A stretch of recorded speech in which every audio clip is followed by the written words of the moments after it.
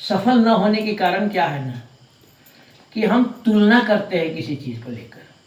बहुत सारे साधक जो है ना, उस उच्चतम स्थिति में जाकर भी फिर से नीचे गिर जाते हैं।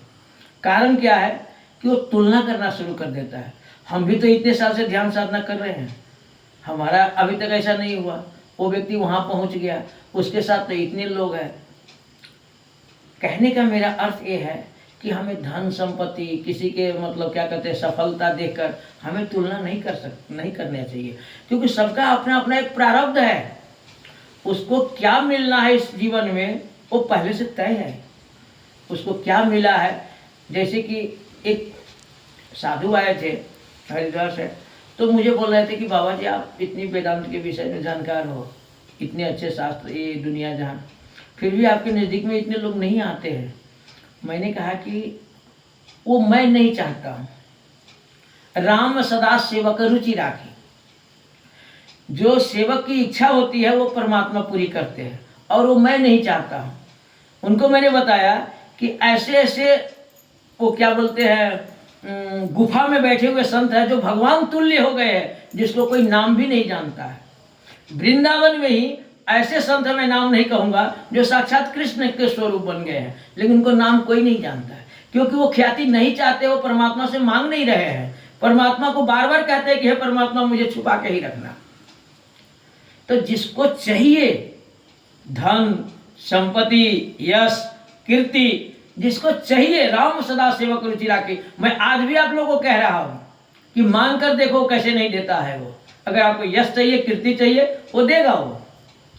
स्वामी समर्थ महाराज के जो कपड़ा धोने वाला धोबी ने कहा कि मुझे राजा बनना है, स्वामी समर्थ महाराज ने उसे राजा बना दिया। परमात्मा का यह गुण है, राम सदा सेवक रुचि राखी। वेद पुराण साधु सुर साकी एक ग्रंथ में वर्णन है कि आप मांग के तो देखो परमात्मा से। तो जिसको नहीं चाहिए, जिसको पता है कि ये धन संपत्ति वैभव यश कीर्ति ये सब नाशवान है, ये सब क्षीण होने वाला है, तो जो सच्चे ज्ञानी होते हैं वो इन सब चीज़ों को नहीं मांगते हैं। सर्व एवैते ज्ञानी त्वात्मैव मे मतम, ये मैं नहीं कह रहा हूँ, भगवान श्री कृष्ण कह रहे हैं कि हे अर्जुन, 4 प्रकार के भक्त होते हैं।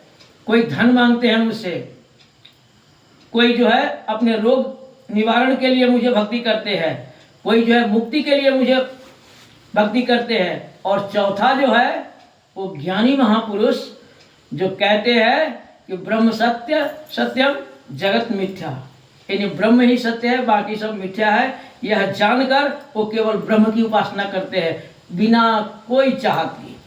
तो उसके लिए भगवान कहते हैं सर्व एवैते ज्ञानी त्वात्मैव मे मतम। ये चारों भक्त मुझे प्रिय है, लेकिन जो ज्ञानी पुरुष है जिसको कुछ नहीं चाहिए, ब्रह्म सत्य मान के जो पूजा करता है वो मेरा स्वरूप बन जाता है। जो मैं हूँ वही बन जाता है, ये मेरा मत है हे अर्जुन।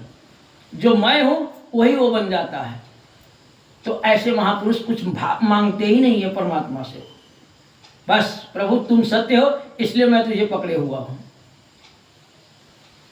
इसलिए अगर सचमुच भगवान की उपासना करना है, ठीक है, धन मांगते हैं वो भी भगवान कहते हैं मुझे प्रिय है, लेकिन जो कह रहे हैं कि सर्ववेते ज्ञानी तत्वमैव मे मतम, जो ज्ञानी पुरुष है जिसको कुछ नहीं चाहिए, मुक्ति भी नहीं चाहिए, वो जो है मेरा स्वरूप बन जाता है।